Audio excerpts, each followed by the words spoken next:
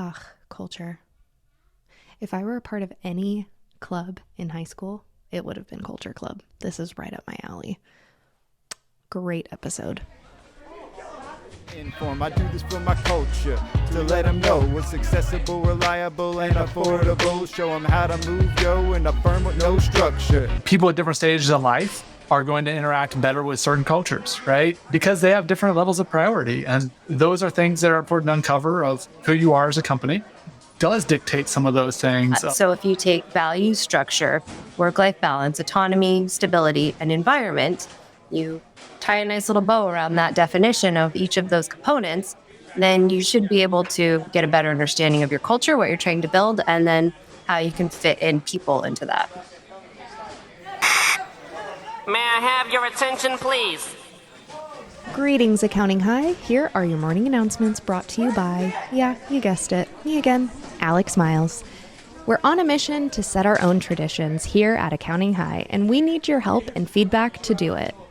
If you have a few minutes to spare, we would so appreciate it if you took our listener survey linked in the show notes of this episode. Is culture at the top of your mind when it comes to your business? And if not, do you believe that it should be?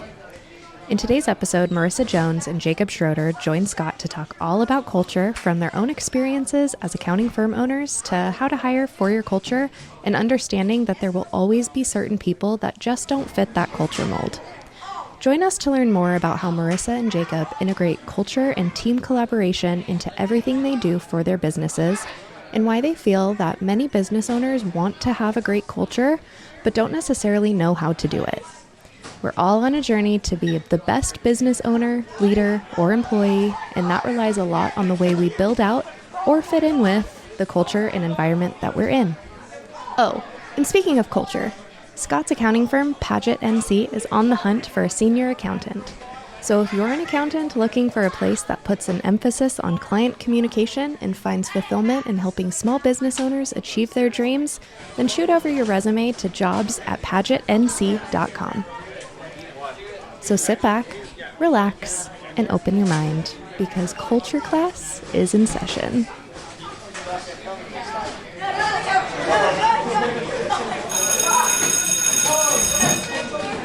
I repeat, may I have your attention, please? This is another public service announcement brought to you in part By Accounting High, the views and events expressed here are of the next generation of accounting and tech professionals leading this space. the events and suggestions are not to be taken lightly. Children should not partake in the listening Of this podcast. Anything else? Yeah. So without further ado, introducing the star of our show, Marissa Jones, Jacob Schroeder, and Scott Scarano. we're gonna have a problem here. Hello and welcome to our special continuing the C theme conversations about different topics as it relates to running our professional accounting firms. Today's we're not talking about unicorns, we're talking about culture. And we have two very special guests, one recurring guest, Marissa Jones. All right, why today? And we have a new guest, Jacob Schroeder. Jacob, if you care to introduce yourself. I'm Jacob, obviously. I run a firm called Ascend Consulting in Bellefontaine, Ohio, middle of nowhere, little tiny town of 13,000 people. Have a team of 7 of us scattered across multiple states. Specialize on advisory clients. So every one of our clients has to have an advisory component. And then obviously moving almost more into a management consulting firm than just an accounting firm. So we do a strategy and your finances, obviously the tax and accounting that all of us do. And we also add in a team component of saying, do you have the right people in the right seats on the bus? Right people in the right seats. I like that. That's a good EOS phrase that we use. Marissa. That's fantastic. And I have to tell you, Jacob and I have been working a lot together, becoming best friends. Fast The quick team. Yeah. We got together in South Carolina and we were sharing notes, and he's got a page of notes and I have a page of notes, ideas. And so, of course, we started figuring out which ones we could collaborate on. And Another good C word, collaboration. Collaboration. In Carolina too. So at Thrival, I assume that's where you guys were gathered. So culture, again, we're going to continue on. And the reason I did want to get you guys both on the same one about culture is because of your collaboration and your ideas on ways to change, another C word, but ways to change the industry and change the world. Talk about this. Talk about culture. Well, I Where do think we it go? would change the world. I think if everybody was happy, the world would be a better place. And so while that seems like a really big and utopian ambition, I don't think it's unachievable or unattainable to at least try and solve that problem of how to get the right culture and how to build culture and how to implement culture. And Care to be more specific? Let's talk about the what and the why, right? So the what is culture? well, I think the big buzz right now is culture, right? Everybody's starting to realize that some of those soft skills are actually the hard skills and that it's important. And I think that people right now are kind of struggling on the implementation of that and how to make that yield positivity in their own firms and companies. So while they may say, yes, we need to build culture, I don't think a lot of people know how to do that. So I think that we're kind of in this exploratory phase of how do you do that and how do you do that easier? How do you make that process easier? You can't just put a poster on the wall of a cat hanging from a branch and call it culture. Right. Right. A purple unicorn Yeah. today, I don't know. Purple unicorn, yeah. I think there's a lot of layers to culture. Onions have layers. Ogres have layers.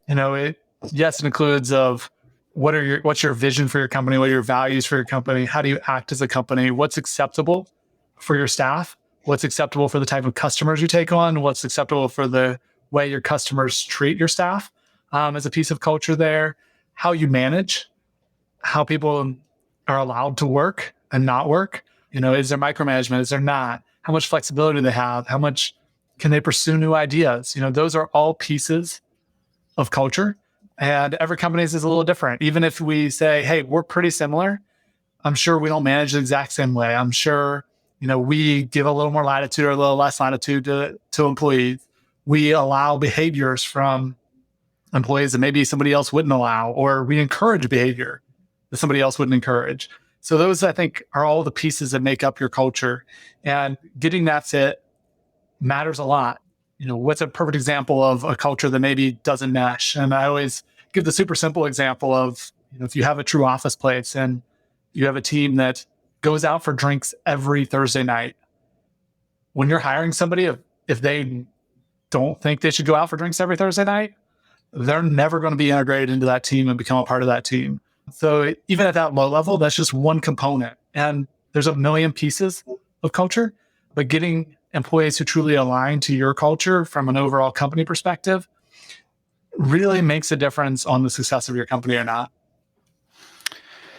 So culture kind of helping define the success. I think everybody working together collaboratively inside and outside the office, kind of like you were saying, if they get together, I don't think that could necessarily be a deal breaker though. If somebody doesn't go out, they could still be a good team member. They could still work. Let's say they got kids and they don't have anybody to watch the kids on Thursdays. It doesn't mean that they're not going to work well with the team.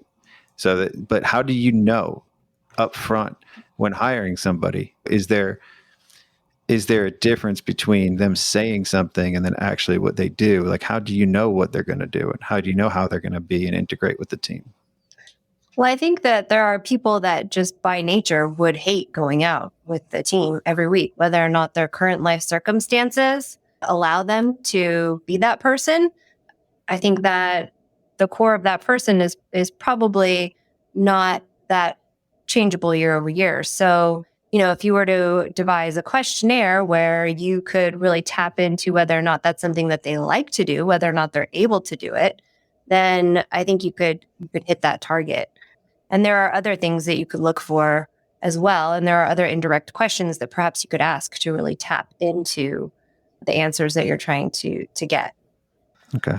So hiring process, Jacob. Yeah, hiring is a huge one. That's what I was getting ready to say is, even management styles, something I said for a culture for a company, but then also teams have cultures, right? And individual managers create cultures. And there's a lot to be said in that because certain managers may be micromanagers and certain staff thrive under that. Other staff are not going to at all, right? Certain managers provide lots of detail in how to do something. Certain staff members need that detail, and certain staff members are going to really struggle under that detail. I even think about me as a manager. My predictive index talks about how I'm very quick to delegate and I just do touch points on how things should be done. I once had an employee I had to let go, and everybody said, "Was that person a bad employee?" And I said, I don't know if that person was completely a bad employee. Could they have done some things better? Yeah. But I was a really bad boss for them. I should have never made that hire because they did not fit our culture at that time and all my management style, even, which is part of that culture, right? Mm-hmm. They needed very detailed instructions on how to do things. And I'm very much a point like, go do it. Let me know if you need help. If they'd asked, I would have given them that, but they had to step out there and ask. And that was a culture I created. Now, that culture had weaknesses. And since I've hired people that are somewhere in the middle that can help me and then manage other staff because we want to have that ability to create that culture. But when we were smaller, that was the culture of my company. That doesn't mean that person was a bad employee. That doesn't mean that person in your culture couldn't have thrived as a bookkeeper, couldn't have been an amazing bookkeeper. But in the culture of our company at that time, it didn't work. And I failed. I failed as a leader because I did not do my due diligence in the hiring process to say, is that a good person for my culture of what I have right now? And I think that's something to be said, that maybe that person was an ideal fit, but really as a leader, I failed that person because I didn't understand my own culture. So then if I don't understand my own culture, how do I hire people that are going to be successful inside of it? So as accounting firm owners, all three of us are different in a lot of ways. Everybody's different, and everybody has their own styles. The owner has to understand themselves and how they're going to work with the team, because whether we like it or not, they're going to be a reflection of us, and our styles are going to bleed into our managers and how they manage their team. And it's all going to be a reflection of, it's always a top-down thing regardless. Yeah, that's first. What we're trying to also achieve is how to get a company to really understand themselves. Because I think that there are companies out there that are rather large. And I mean, Scott, you're an EOS guy. Like, they've never done vision, values, and tried to figure out like how to steer the ship in the proper way.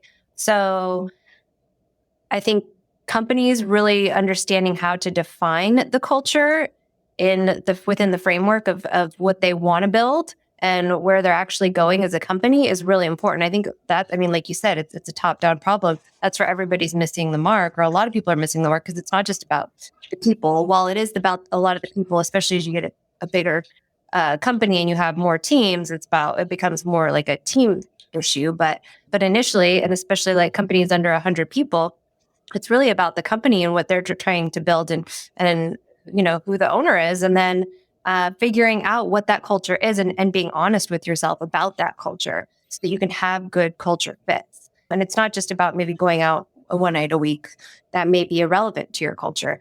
But I think that companies really understanding their culture is critical. So having actually done the work and figuring out what the most important elements are for your company will help you figure out who you want for a culture fit for your company.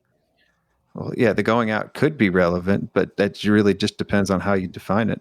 Yeah. And part of our values was accountability. And I'm not very accountable when it comes to many things. But how can we say as a firm we are if I'm not, right? So it could become that, but that means you really have to hire to offset your weaknesses, right? And you probably can't just go hire a super accountable person or there's going to be tons of conflict, right? Because there's going to be direct conflict. So like one of the things I did from that experience with that employee, and as I learned about myself and really started understanding that, I went and hired a manager that's about in the middle. So they can be that interface from me to those people that need that detail, which now can kind of start changing that culture a little bit. So we can be, and we can actually, this is where we really should be. I'm probably at an extreme, and there's another extreme. And as a company to really be successful, we should be in the middle with the right balance. Well, that means I have to hire somebody in the middle to act as that cornerstone in the middle to pull both sides in. And as entrepreneurs, we love to live in the ditches on one extreme or the other. And we like to go from one extreme to the next extreme. And it's probably important for us to build cultures that kind of compensate for our extremes as well. And some of those you can double down on and be a great culture and can become part of your culture. But some of them pieces about ourselves, we have to recognize if we want to create an ideal culture to move this company forward, we may have to offset those. Yeah, I think there's a delicate Empathy balance. and hiring. Yeah, what you would like to build, and then what you actually are, right? I mean, if your whole company was just based on Scott, it wouldn't work because you're an entrepreneur. You're not necessarily somebody that wants to have a boss, and so you can't just base it completely on you. And then going back to accountability, Scott, it's like that's not to say that you're not accountable. I mean, here you are, 1:30 on time, and you may do certain things where you do hold yourself accountable. You started this podcast, you held yourself accountable and you followed through. So I think defining what accountability is also important. You have to define what it means to you because it could mean something different to me. It could mean something. So I think really understanding what you're building, again, back to that, is critical. Well, it's a fluidity. I used to be very accountable when it came to the firm. And I think, it's all about perception too, and how we're defining these things. I tend to take things way too literally, but I think obviously the point was more so you want things to reflect the reality, not the aspiration. And that starts with who somebody is at their core when you're hiring too. And then not trying to make them be somebody that they're not or that they aspire to be, but take them for who they are and then build around that too. And that starts obviously with us top down, making sure that, we're not living in these false realities at our firm, because that's people put the blinders up and then they get blindsided with the harsh reality of things falling apart and people leaving and conflict and everything. You can avoid those things if you invest the right time up front. For example, my company, Logistics for Designers, has extremely well documented processes. I mean, down to probably too much detail. And so the idea behind that is that we want to be able to bring somebody on and they look at this work in Carbon and they're able to run down the entire checklist and do the job without any guidance, really, for certain sect of our bookkeepers and such. But then there are roles like our sales tax accountant who needs to understand the gray areas, and there's not really a checklist that he could follow down to the details. So it's about culture, but it's also about the role in and of itself. So you have to figure out how you can make your company work as a whole with right seats, right butts, right seats. My firm, we're less on that. We serve a client base that's a very entrepreneurial, fluid, have a lot of different things running in their businesses. So a checklist, things change from month to month quite a bit inside of our clients' businesses. So, once again, because I probably attracted initially clients that were kind of like me. One of our niches that we kind of specialize is multi-entity entrepreneurs. And they like to try a lot of random things. So, if you have that exact checklist, you break it every month. And that means we have to hire a certain style of people that can be a little more fluid. If you need that really checklist-driven person, they might not be as effective as in our firm as it would be in Marissa's firm, right? So that's definitely a different style that you have to take into consideration as you're hiring there. And it's critical. Yeah. And then my other company that we don't have any documented processes. We have this is your scope and just make it work. And yeah. So yeah, it's very different. This is the Botkeeper ad. Just to announce it, I do like to be transparent that this is an ad. We literally got paid to read this. If you don't know, now you know. Botkeeper technology offers an affordable, scalable, accurate, and efficient solution with best-in-class support. It's a lot of descriptors. Botkeeper combines AI, or artificial intelligence, and machine learning, and high-quality, skilled accountants. Interesting. The Botkeeper platform has evolved to better fit the needs of CPAs and accounting firms that are struggling to provide their own clients with essential accounting and advisory services. Firms and their client base will receive 24/7 accounting. Botkeeper 24/7. Yeah. What about that? Like, do we need? I like to round up to 2510. That's what I tell my clients. 2510, not 25.8. Unlimited support, timely and accurate financials, seamless integration. Botkeeper learns subtle nuances of client business and continuously improves over time. It is made for CPA firms now. I mean, it was made directly for clients. They switched over and they don't do direct to client work anymore. They just work with CPA firms. So I feel like that is an improvement in and of itself, and it's going to continue. Just like artificial intelligence is, and just like machine learning, they have a shorter feedback loop on what accounting firms like. So they can continue to get better and offer better solutions for us accounting firms. So why don't you integrate, automate, sync, and transform your bookkeeping and pre-accounting tasks with Botkeeper today. Visit botkeeper.com for more information.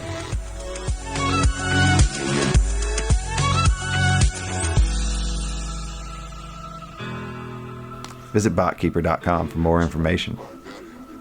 Thank you.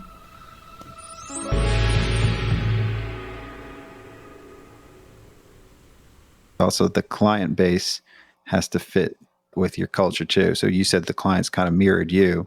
That's obviously something to keep in mind if the people that are going to be attracted to working with you, or that are going to end up working with you, you want the team to be able to work with them too, right? So, and you want to be intentional about who you take on. So I wonder, is there a way to test the cultural fit of a client before you take them on? So this is something we have been playing with on our side. We haven't done it yet. We definitely do some questionnaire and start looking, do we think they have attributes that we want to work with?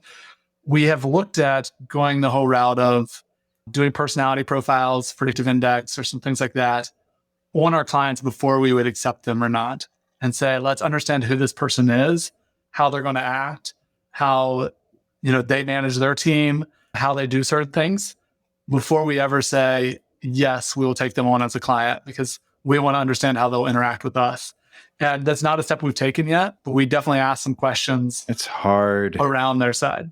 So hard, because if they're willing to pay you enough, you overlook all of the bad things, all of the things that you normally would want to be critical about.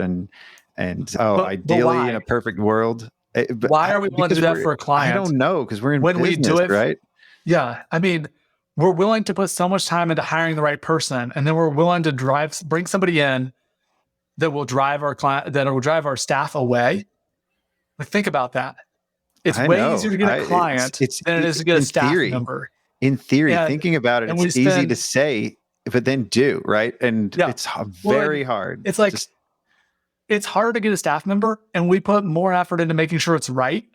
Even though they're harder to come by, we still spend more time making sure it's right than we do on the client. It's easy to come by, where we should be putting a greater filter level. And this is not something we do, but we should be having a greater filter level on clients coming in the door than we do on staff. We put a greater filter on staff, and I think it's important to, yes, but we should be doing the same on the client side. So here's something I started doing before COVID that was a huge difference maker. Was toward the end of a year, I think it was toward the end of like 2018, and I think we did it in 2019. We had everybody tell us their least favorite clients, their least two favorite clients, and the top two. And we got rid of clients based on that. And then we tried to take on more clients similar to their top. It's hard to filter out, and you're not going to, if you need the business and you need to take on clients, it's sometimes going to be very hard to try to filter these things out, because you want to keep things moving. You want to keep the train going. You want to hold up an engagement just because you're going to see if they're the right fit. But after the engagement has started, you could disengage. We are not quick enough to fire clients who don't fit our culture. And I will say that as a blanket statement of the industry. We are not quick enough to fire clients that don't fit our culture. We always we're not quick enough to fire people that don't fit either as an industry. Very true. Accountants are conflict. We avoid conflict, right? And we just don't want to deal with the fire conversation. It just comes out in other ways. It just comes out. We're petty when it comes to a lot of that too. Well, they come to me and they're like, I think you're done with me. I've had that happen. For example, we were going to let a bookkeeper go, and we drug it on for a while. The day before we were going to fire them, they came in and quit. Like clearly we drug it on too long, if that is where we were at. I can't tell you how many times it's happened to me. Like, I can think of twice at least, like it's, the writing's on the wall in those cases too, right? Like everybody's feeling the same thing. If you blindside somebody, then you're really doing something right, I guess, because you're able to have the foresight that it's not going to work out before anybody else has seen it. And I don't know if you're doing something right on a staff member, because especially if you thought they were right when you hired them, then you probably haven't done the correct job of managing them and giving them the points to correct. If it comes up and they're like completely blindsided. Now, granted, it is good to make a decision quick on if they are good or not. But if you're a year in, you should be blindsiding them, because the year end, you should have been taking steps to correct that behavior 3 months in, right? And you should have been dunning management advice. Now, if you're 3 months in and you realize it's not a good fit, yes, that might be a blindside. If they've been an employee for a year, you've probably not done the corrective management side each quarter when you maybe should have been. So how much does the environment that you create, how much of that reflects the culture? Because I'm speaking from, I can only speak from my own experience. Our environment shifted a lot during COVID, and I feel like the culture has definitely changed as well. But the people have become better, not worse. No, environment's definitely part of your culture, right? It's a component. It's not the whole culture, but it is a component of it. And even within a company, if you have partially remote, partially in-house, you're likely going to have some different cultures between those two groups, because it's a different take on it. And when you change someone's culture, it changes. Just like, people at different stages of life are going to interact better with certain cultures, right? If you go into a startup environment where the culture is everyone works 80 hours a week and we're just pushing through and we're going to build this amazing product and we're all going to reap rewards in the end, there are certain people who are not going to fit in that environment, right? Just because their stage in life, even, where the 20-year-old's great at that, the 35-year-old with 3 kids, they may not fit in that. And that's not a knock on that person. That's just their stage in life. They're not going to fit in that culture anymore because they have different levels of priority. And those are things that are important to uncover of who you are as a company. Does dictate some of those things of where that is. Now, could the response be that culture should be more inclusive? Maybe. And that's an aspirational goal, but who they are today is who they are today. Mm-hmm. Well, I think you have to be careful with that whole expression, because I think there are lots of people out there who do work 80 hours a week and they're just machines. Like, again, that goes back to their core, and they have a family or they have other stuff. Like, they're just working machines. There are people out there who love that. And maybe they have, maybe it's just part of their chemical balance in their brain that they have all this energy and are super ambitious and can spread themselves that thin. Right. Where's their heart and what do they want to do? And they will. I think where I was going to was that the 20-year-old who may have been there, that the culture that they fit into may change over time, right? As their world changes, it may change. Some people it never does, but some people it does, right? And that's okay. People are at different stages in life, and what they were before may change because, as you said, their focus and priorities change, which means the culture they're going to interact with changes as well. And that's probably where, the whole old school mindset of like you join a job and you're there forever really isn't best for people, because their circumstances in life change and their priorities change in life potentially. And if they do, there may be another environment and culture that's better for them. Are you arguing against monogamy too? Is that what you're trying to say? No, I have a monogamous set of employees, so. Yeah. Some people think they're forever. Some parts of them are permanent. So some permanence is another topic. Actually, that's another P word that I'm going to have on those Nicole episodes. Permanence. I like that. So but components of culture. Yeah. Jacob and I came up with, I think, 6 of them, give or take. I think values, structure, work-life balance, autonomy, stability, and environment are the key cultural components that we need to define as we're trying to look at culture. So like I said, Scott, when you asked me, well, what are the best things to talk about culture? And my whole thing is people don't really understand how to understand it and how to take that understanding and to actually utilize it to implement in their own firm or transition into building something with that. So if you take value, structure, work-life balance, autonomy, stability, and environment, you tie a nice little bow around that definition of each of those components, then you should be able to really get a better understanding of your culture, what you're trying to build, and then how you can fit in people into that. I think we've touched on a lot of those. We talked about environment. We talked about structure. We talked about values, autonomy, and stability. Stability is it's changing. So the autonomy, give me an example or talk about autonomy a little bit, because I don't think we touched on that one. Well, yeah, we actually did, because the system's a process. Okay. They need to be able to work on their own and be accountable and have that autonomy. And there's a couple different things there too. Obviously, if you're a very checklist driven organization, you actually don't have a lot of autonomy, because you need to follow that checklist and you need to do it this way, right? Where the flip side is, hey, here's a set of books, go figure it out. It's kind of a blank scale. You get to do it the way you want to do it, right? And yeah, we may have some quality control, but lots of autonomy on how you go about the process. But if you're like, no, this must be done first, this must be done next, this must be done, and this is our exact process, very little autonomy. So that's really comes down to a lot of a management style, and can people thrive in that or not? And back to the example I gave before. Can you scale with a very autonomous and self-driven There's three firm? different kinds of culture frameworks that I'm blanking on the third one, but there's like there's the STAR culture component, where you basically just hire people who are extremely autonomous, who are able to just rock their role and, just go above and beyond, able to figure it out, need very little guidance, use whatever programs and softwares they want. They work completely independently until it's time to get with the team, and then they can produce just fine because they did all their work, and now it's time to get together and we produce great things. And there's some big companies out there that have that, that STAR culture framework. And then there's the hiring for culture framework, which is where you're kind of hiring more for personality. And again, I'm spacing on the third one. Jacob, do you remember the third one? I don't remember the third style, but there's clearly a hybrid within in there, because like a lot of companies, their sales team is definitely STAR driven. It's like that sales guy is kind of the maverick who just goes and makes deals happen. And maybe not so much in the accounting space, but definitely when you look at some other businesses, you see that guy.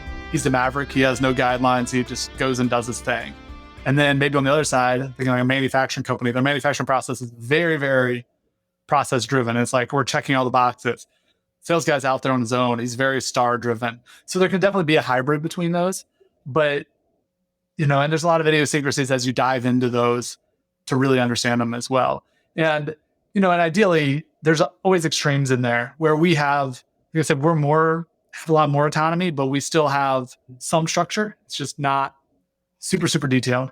And there's still structure there. So that level of autonomy you give is definitely a sliding scale that you need to determine what's right for you and right for your personnel. In terms of successful companies from conception to IPO, the people that hire for culture first are way more successful than any other framework that is out there. So if you were hiring with the stars and the independent people who could just get the job done, you just have to be really mindful, because the results are not as successful. I think Stanford's study on this is that the results are not as successful when you hire those type of people when you get past IPO. So, it's really important in obviously fast growing tech companies to figure out how they want to hire. But the more successful framework is hiring for culture. And I think because when you're hiring with culture, like you said, you start off small, you're top down. So you're thinking about what you actually want to build, and you're getting everybody on that same page and within that same vision. Whereas if you're hiring the stars, they may be amazing people and super intelligent, but then at some point you're going to max out because they're so autonomous. They're not in it for the full company vision of where you're going as you grow and grow and grow. So I think it's just something to be careful of. I don't know the exact solution or or what the end result is for that, but just something to be mindful of, I think. Culture changes as the complexity could increase too, and as you evolve. I had to throw the C words in there. Culture, complexity, changes. As you evolve as a company, it's that things are obviously going to change, and sometimes people grow out of companies or grow into companies too. So as a firm, as we grew, there were some people that were better suited when we were smaller, and they could do a lot more and be very horizontal and be the stars. We don't have a star culture anymore. We have a very team-based culture. And I don't know if that's the counter or the difference between a star and a team, but it's a more cohesive unit. No, because even in the star, very autonomous, if that's going to be your model, you can hire to it and be somewhat successful in it, but it's hiring to the culture because you have to build a culture around that, right? Mm-hmm. And, even there, but as you said, as you grow, you may need teams. And that same star that was a good fit before, now we're serving clients with a team-based approach. They're probably not going to fit in there because they're going to drive the rest of the team nuts. Mm-hmm. So that wasn't your responsibility, or that was your responsibility and you didn't do it. So that means I couldn't do my job, or you just did part of mine and messed my whole process up.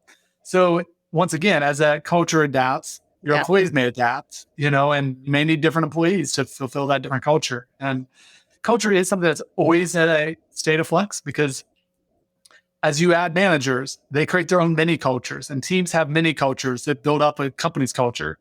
So as a founder gets further and further away from his employees, as it grows larger, it starts taking on a life of its own that maybe doesn't completely reflect the founder anymore. And we've seen some large companies lose direction with the founder, and founders resign because they're like, this isn't the company that I want anymore. And I can't get it back under control, right? So you see that happen. But if they had really hired to their culture to start with, they probably could have maintained a culture that they were very happy with. But when you don't control it at the start, then it creates a life of its own that may not be something that you want as a culture for your company. Yeah, if you start it, then at least you'll have constant eyes on it to keep pulses on it. And plus, they'll all be an extension of what you were originally trying to build, theoretically. If you were able to do it well, then it will all essentially be an extension of what you're originally going for. Okay. So culture, company, customers, complementary, cornerstone, compensation, core, checklists, change, consideration, critical, careful, components, conception, control, capture, create, constant, change, complexity. I said change twice, but what about those candidates? are the key. Yeah, candidates. I didn't put that in there. Those are some key C words that we came up with today. I know that key is not a C word, but so carbon isn't a C word either. That's why I didn't put that one on there. My auto detection always wants to make carbon a C word, or the transcription always wants to change it. We say carbon a lot on this podcast. Always wants to change that to a C word, but we know carbon's with a K. Are more companies to carbon? Just out of curiosity. You guys have been talking. There's so many now. Yeah. Everybody's using carbon now. You're both using it, right? I've used it for 5. I'm not. Yeah. Oh yeah, Jacob's not. That's right. That's because he has stars. Got stars, yeah. Stars with great. No, we serve everyone with a team environment. So at least every client has at least 3 people, if not 4 people assigned to them. Yeah. Mm-hmm. So from that collaboration standpoint, we haven't went carbon yet because of that. And that's actually why we have carbon, because of the cross-team components of carbon.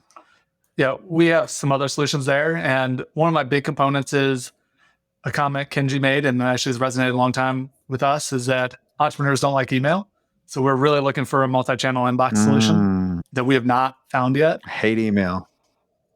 Because we want clients to be able to text or whatever they want, and it will drop into the workflow for us.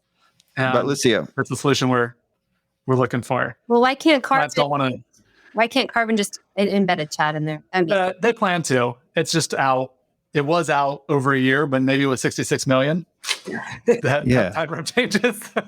Fingers crossed. I mean, you would think if they're embedded with Google Gmail, can't they just take different components of Google and pull them in? Like the calendar should have already been in there. That was like a 2020 promise that I'm still not seeing. But the calendar's not built in. The chat is Google. not in there. Yeah, Google Chat or whatever they call I'm it. excited to see where they go with this. And You're all excited on the sidelines. We're in the middle of this. well, frankly, we know the solution we have. I know a company using the solution we have that ClickUp is actually what we're using. And I know companies with 30 plus employees on it, but we feel like we're going to outscale it.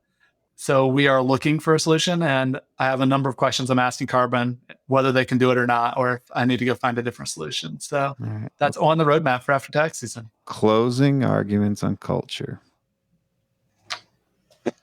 My closing arguments is, if you really want to understand what the impact is, look up Stanford University's study on emerging companies. And they tracked startups for 10 years. I forget how many startups it was, but they realized companies that hired for culture had a 0% failure rate on their way to IPO compared to companies that did not, had a much higher one. So anything higher than 0 is high, exponentially higher, right? Correct. And I don't remember what the percentage was, and that's why I didn't quote it. But it really stresses the success that companies have in hiring for culture first. So you want to be the company that's around for a long time, has lower turnover, has a high success rate. Hiring for culture is the way to go. Marissa? People are profits, right? Mm-hmm. Well, again, not to sound too cheesy, but there you go, cheesy. I know, I caught it. Making the world a happier place by putting people in the right place, making the world a happier space by putting people in the right place. I just think that if people are happy with where they're at, then the world as a whole would just be better. And if you can even take that to a grander notion of going global with that, as we become more of a remote society, then I think it would be really exciting to elevate other countries that maybe have people out there with great potential. And if we can just really tap into people's personalities and the deep desires of people, how do we put them within our own companies, and how do we just elevate the world's happiness on a benefit. Number is a universal language. Numbers and math are universal, right? Yeah. So our language is cross borders, right? Cross countries, cross cultures. There you go. That brings the world in. The culture of the world could be unified. I like that. We can end on that. Thank you, everybody. Ciao. Ciao. You got to say bye Scott. with the C word. Cheers or ciao. Right?